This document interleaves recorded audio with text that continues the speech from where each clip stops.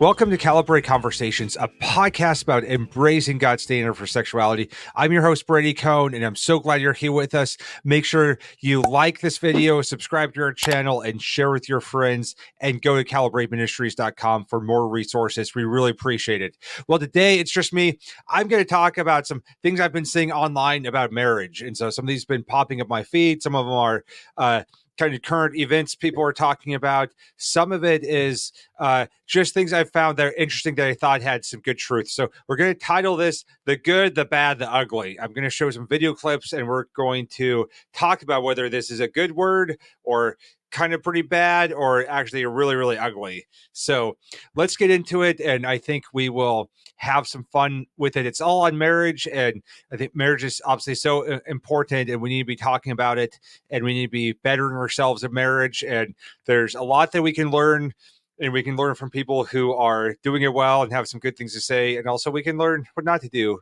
by people who have some pretty ugly things to say. So let's see what some of these people have to say. We're going to start with a good word. We'll start there. That's a good way to start it. Here's the greatest mistake I made in my marriage. And if you're doing this, man, I beg you to stop now. Never frame your wife. Never put her in a portrait that is negative around your kids and your buddies and your coworkers, especially women. Frame your wife the way you want her to be not only treated, but the way that you want her to become. Watch your marriage change. Follow for more. Okay, that is a good word. How are you talking about your spouse? We live in a culture where, and this happens within Christian communities too, on how we put down our spouses. We kind of belittle them. We make fun of them. Sometimes I'm with groups of guys, whether it's online or actually in person. It's kind of a contest to see, who has it the worst at home with their wife. And I know that women do the same. I grew up hearing women do that. Is kind of this competition of who has the worst husband, and kind of making fun of and demeaning their husbands to each other. I've heard that a lot. And then I hear men do the same. And that is so tragic. We should be honoring our wives. We should be loving them. We should be calling out greatness in them to people. And we can have some serious conversations with, discipleship, relationships, about the hardships of marriage, but that should be about how do I apply the gospel to this? How do I love my wife well through this? What's being exposed? How do I take my responsibility for my aspect of what's going on here? It shouldn't be demeaning and making fun of. And I've caught myself, especially the early days of marriage, making some snide comments about my wife, and I had to repent of. And I think sometimes that comes from insecurity. It comes from, with guys kind of wanting to fit in, having something common to talk about. And I guess that's something that's common that we can all relate to. And so we have to be very cautious in honoring them around other people and not demeaning. All right, let's see what we have next. Okay, here is one that is pretty bad. So I might not say ugly. I'll reserve ugly for a lot of heresy from pastors, but I think that this one is bad.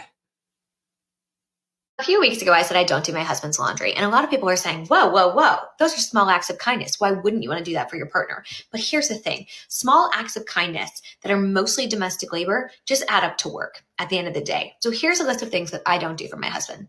You all know I don't do his laundry. He can do that himself. I do my laundry and we do the kids' laundry, but he does his own. I don't cook dinner. He cooks dinner every single night. I do breakfast and lunch for us and our kids. I don't pack him a lunch. If he's hungry, he'll figure out what he's going to eat for lunch the same way that I do. I don't make his doctor's appointments because guess what? He's not making mine. Would it be kind of me to do that? For sure. Is it my job? Absolutely not. I want him to be healthy, but he's a grown-ass man and he can book his own appointments, right? There's a lot of things that I don't do for my husband. I don't schedule his haircuts. I don't pack his clothes for vacation, right? I don't. Okay, I think we've had enough of her jabbering. The other half of it is pretty much the same. Man, what a horrible take on marriage. Does every marriage mean that she has to do all those things for her husband? Absolutely not. But marriage should be about out serving one another. Like we go all in on serving and loving and doing what we can to help the other person thrive. And sometimes we get too caught up in gender stereotypes with expectations, and it doesn't need to be that way. Maybe the man is a much better cook, and that's great. He can do a lot of the cooking. Maybe she's better at this and that. When it comes to like finances, there should be common goals and working together as one with finances, but it doesn't matter whether or not she does it day to day or whether he does it day to day, depending on their giftings and abilities. But we should be serving one another. And this video is kind of this feminist take on I'm just going to do the bare minimum because it's beneath me to do these things for a man. And I'm so thankful for a wife that serves me so well. And I attempt to serve her too in different ways. And I'm not always good at it. And we all mess up. But, we should be working to serve one another and not have this rebellion because we've seen the patriarchy, or as they call it, or overdone gender stereotypes on expectations. No, like we reject what's bad, we hold on to what's good, and we look to marriage to serve one another deeply and give each other a life that will help them thrive. And my wife does most of my laundry, even though I was kind of capable when I was single. I took all my shirts to the laundromat and had them pressed, and that was very nice. And now that's not in the budget. But my wife does most of my laundry because she's doing the kids' laundry, and she does more of the household things because she's home during the day with the kids, and she works so hard there. I do most of the outside things, and we just have different roles, and we can figure those out based on our giftings and abilities and the capacities we have and what we can do to serve one another. So don't be like this lady. This is a pretty bad take on marriage.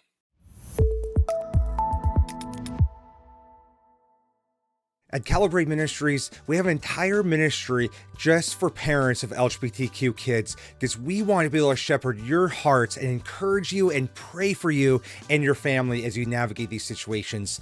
So just go to calibrateministries.com and fill out the contact form, and I'd love to be in touch with you about how you can be involved in that ministry.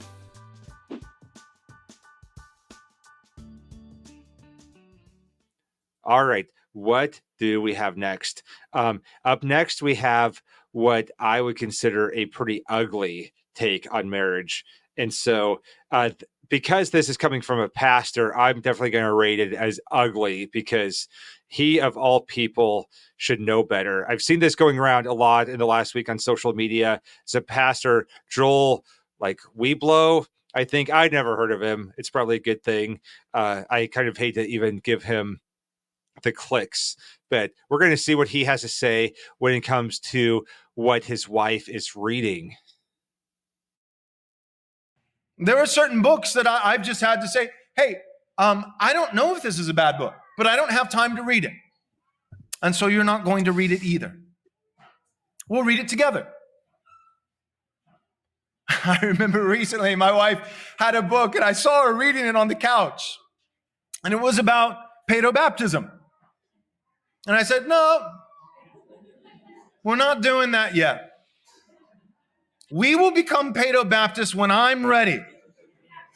But my wife's not going to be a paedobaptist for 3 years before I am. And I don't have time to read it right now. I know the arguments will be great.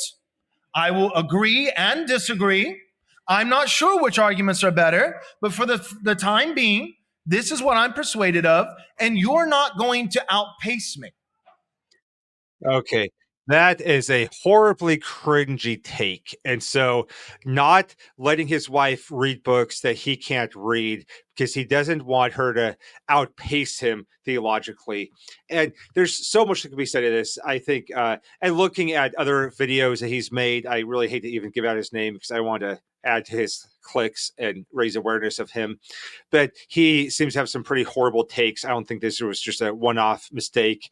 But this is a domineering, I would say, emotionally abusive husband who has bought into this red pill manhood, kind of this Doug Wilson-esque, take control and exercise dominion over your wife. And that is absolutely abusive.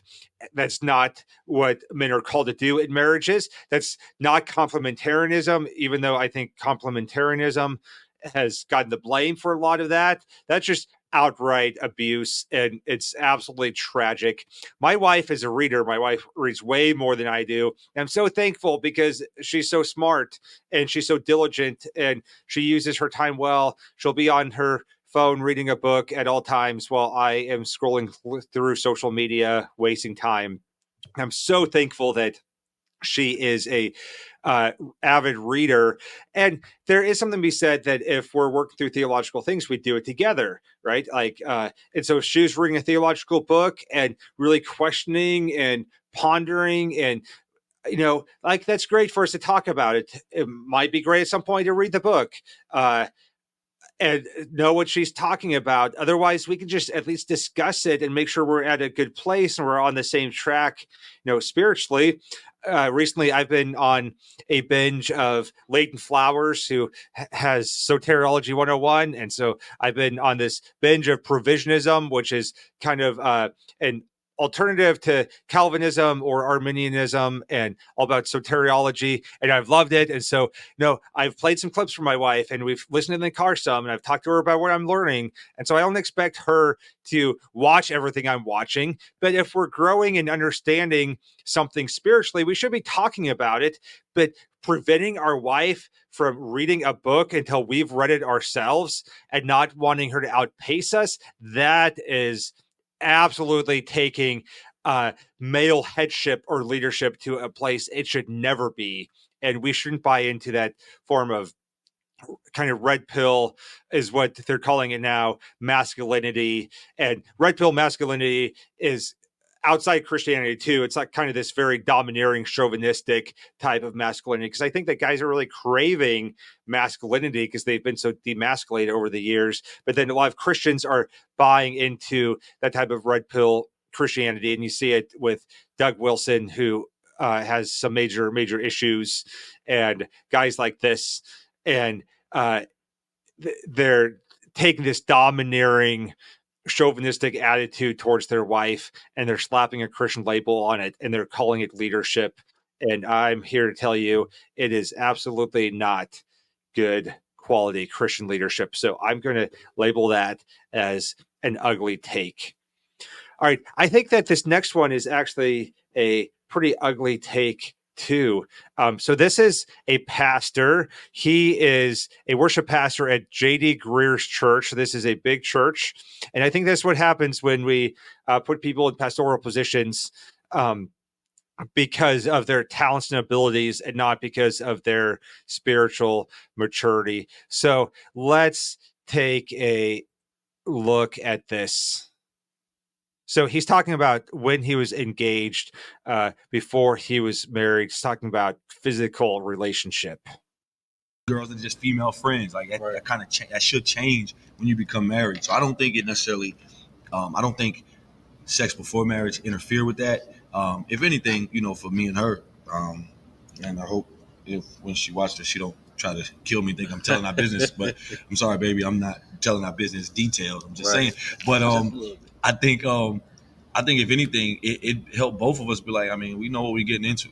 We knew what we was getting into from a physical standpoint, and our attraction, with each other. To this day.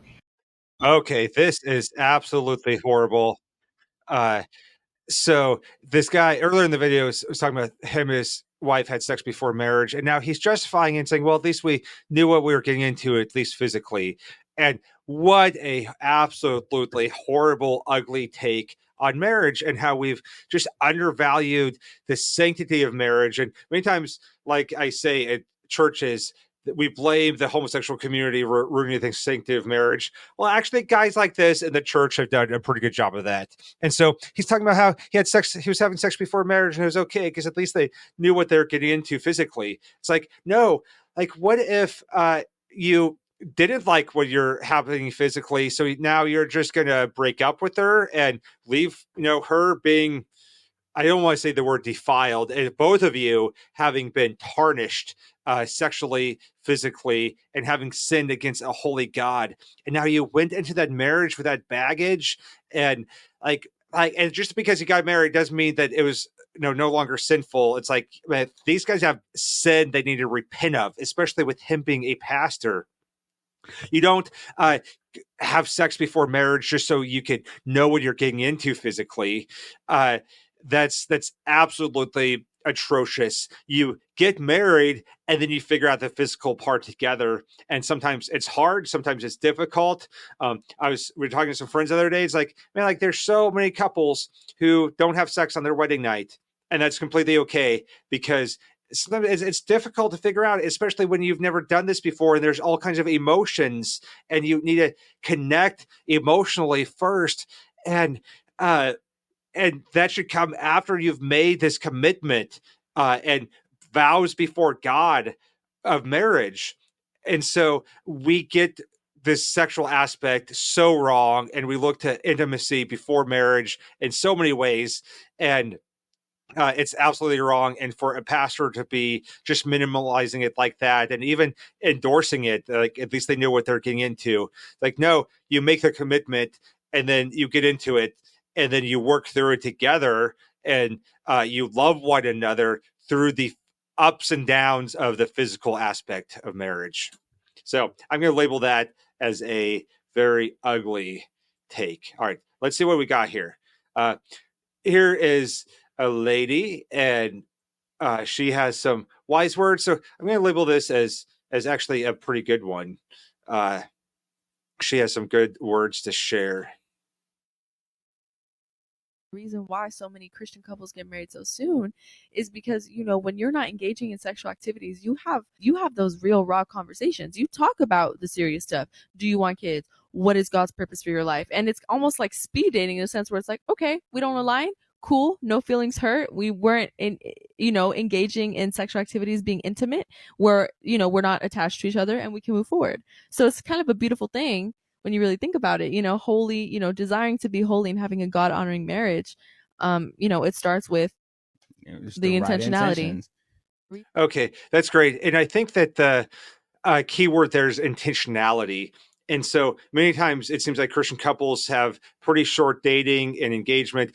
My wife and I, we had a pretty long dating, and some of that was, circumstances. I knew from the first date that I wanted to marry her and she'd make a wonderful wife. It took 2 years to convince her of that, but I'm glad I finally did. But some of that was circumstances. We were living in different states. My house had burned down, so I was trying to get that rebuilt. I had lots of things to just settle in life and to be able to move forward in marriage. But then once we were engaged, we had a very quick engagement, and that I definitely believe in, because once you're engaged, you've made that commitment, and so there's no point in waiting. Just hurry up and get done and get married and get started in building this life together with Christ. And so intentionality, why are you dating? And then get those big questions out of the way right away. And when you're have the gospel in mind, you should be having a gospel visioned, purpose of marriage, of how are we going to help each other thrive? How are we going to be a part of each other's sanctification? How can we do work for the kingdom of God together as a married couple? What's our vision for a Christian family? And we're not going to agree on every detail of those, and that's completely fine. And some of those details are going to change as we grow and as we mature and we work through those things. But we should have a similar vision and faith in God and understanding of the gospel. And we should not date for the fun of it. We should date with intentionality of finding the helpmate for our life and the person who can come alongside us. And so we need to make sure that we're intentional, that we are dating for the right reasons, that we are being honest from the beginning. It was kind of funny. A lot of people ask me, with my background with homosexuality, like, when did you tell your wife when you're dating? Like, how long did it take you to tell her about your past? And, Mayor and I got set up on a blind date. And so we went on our first date. It was a quick little lunch date. And then we texted each other afterwards, said we had a nice time and we should do it again. And so we did. So we went on a second date. I picked her up in my Jeep without the top on it, and I thought it was really cool. And we went down on a walk, and she said, "So I found your testimony online, and I have a lot of questions." And I don't blame her for having a lot of questions. I would too. And so it was really good for us to get that out of the way so quickly, because we can't move forward in dating one another well with intentionality towards marriage if we're holding these secrets back and we don't know one another deeply. And so for me, I was really thankful that the aspect of my past with sexuality came out to the forefront after the first date. We were able to talk about it, have it out in the open, and that just helped us move forward with peace. But so many times I see people dating and they're keeping these big secrets, and they have these big parts of them that they're not sharing. And I'll say, when we have a sinful past, we don't need to share the gory details. But the purpose of dating should be to move towards marriage. And so we need to be getting to know each other deeply so that we can trust one another and that we can commit to one another and rely on one another. And then that should lead towards healthy desire for intimacy. And so we need to be much more honest. We need to know the vision that God has for us in our life, and we need discipleship leading up to engagement in marriage to help us figure that out, so that we're not wasting each other's time and just dating for the fun of it and wondering if we're compatible. No two people are compatible because we're all sinners. And so once you make that commitment, if the gospel is the center of it and you die to yourself to love your spouse, then God will work the rest out and you can have a glorious, wonderful marriage, regardless of how big of sinners you are, because there is beauty in forgiveness and grace and dying to self to love one another. Okay, what do we have next? This next one, I'm going to label this as a good one. I really like what this dude had to say. Hard for your marriage. And let me tell you, on the other side of the sacrifice is going to be the most meaningful fulfillment you'll ever experience.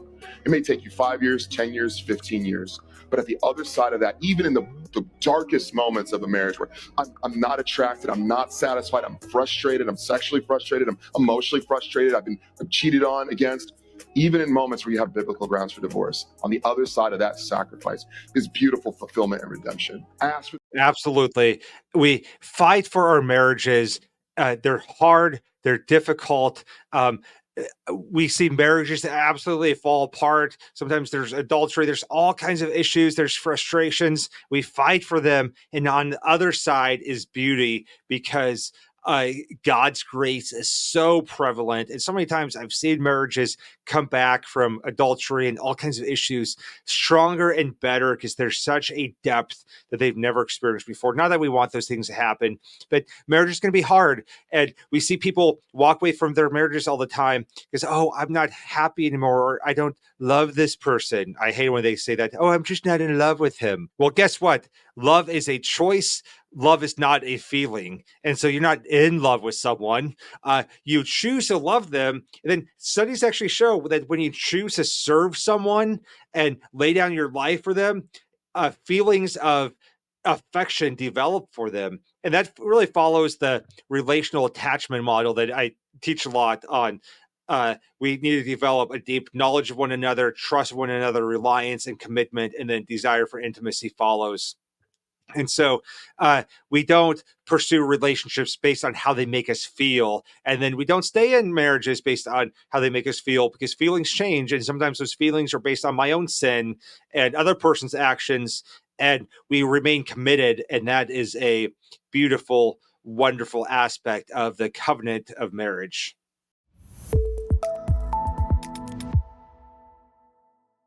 I have pastors and church leaders regularly reach out to me about speaking at their churches and events. If that's something you would be interested in, feel free to go to calibrateministries.com and fill out the contact form, and I'd love to talk to you about what that would look like.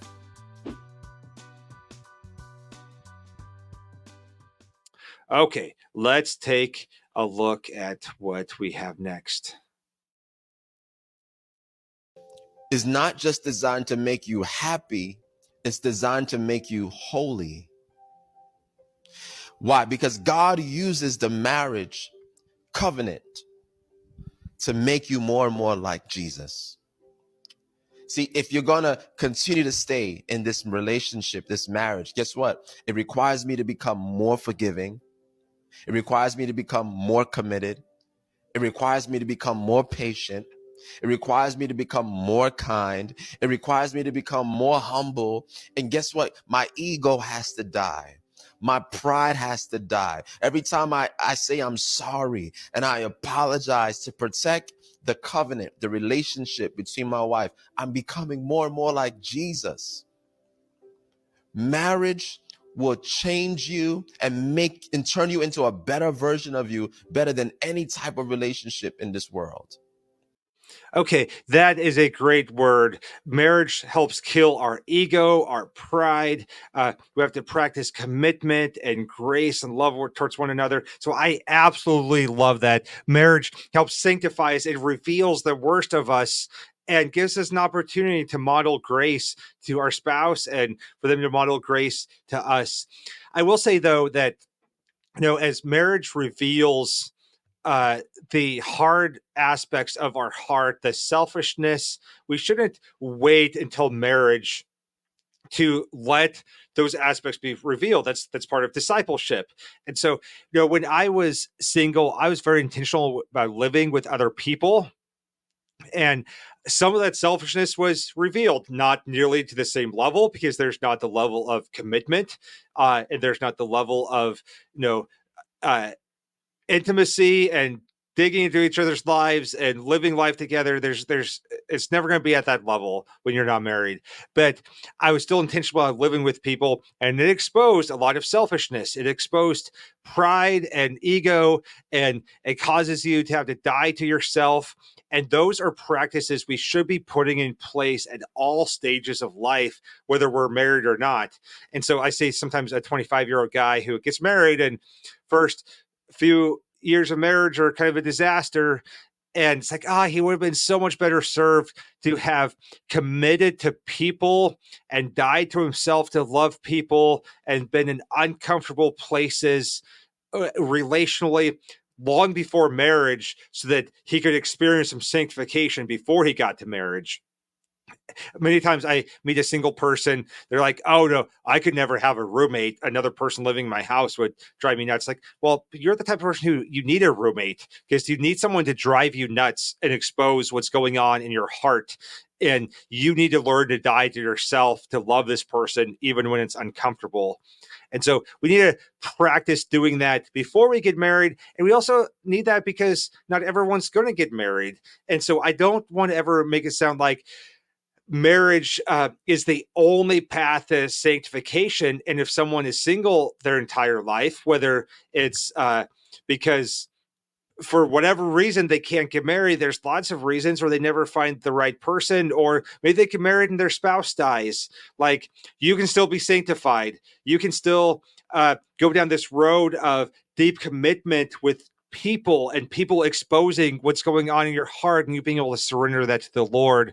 And so marriage intensifies that. It's like a pressure cooker to where it's so much more intense, but we can still, and we should have it outside of marriage, both before we're married, then if our marriage ends for whatever reason after we're married, because that's part of living in relationship with people, with fellow believers and with non-believers, and letting our rough edges be exposed and letting our selfishness be exposed so that God can truly change our hearts and give us a different heart.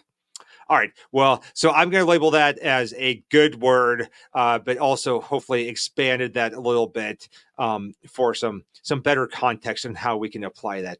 All right. I'm going to end with something that might get me a little bit in trouble with my wife. It's kind of funny. And so we'll end with a little bit of a laugh. Mary, you're a guy, you get a little helper in the car. I love my little helper in the car.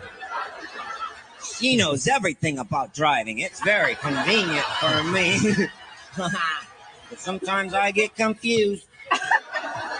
See, I don't know how I get anywhere without my helper in the car.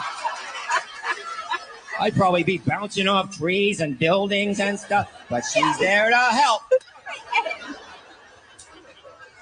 Like, she tells me when the light changes colors and everything. It's very convenient and helpful. All right. That is pretty funny. I believe that that's Tim Hawkins, and he has some great stuff. And so I will say, with my wife being a backseat driver, I've never been in an accident while she's been in the car. And I have been in accidents, some of them my fault, while she hasn't been in the car. So maybe I need her as my helper to tell me that the light has turned green and to tell me that there's something going on ahead. And so, that's God's grace in our life right there. So, Mary, if you're watching this, I love you and thank you for being such a great helper in life. All right, guys, I hope that you got some good laughs and some good encouragement on marriage tonight. We all need to be equipped, whether we're married or not, to have a proper understanding of marriage there. And we also need to have a proper understanding of singleness and the right theology of that. And when we see some of these things online, we need to know how to put it in the appropriate context: good, bad, ugly, true or not true. And so many times we're swayed by things that have a Christian label on them. We're swayed by things that look good on the outside, some of these Christian movements that are really unhealthy and steeped in unhealthy behavior. So we have to discern, and we have to go to the Lord. We have to look at God's word and figure out what's true, what's not true. How is something good being distorted? And marriage is so great, and the enemy wants nothing more than to distort it in small ways that leads to big destruction in marriage. All right. Thank you for joining us. Make sure you check out calibrateministry.com. We appreciate your support of the ministry if you're able to do that, and we will see you next week.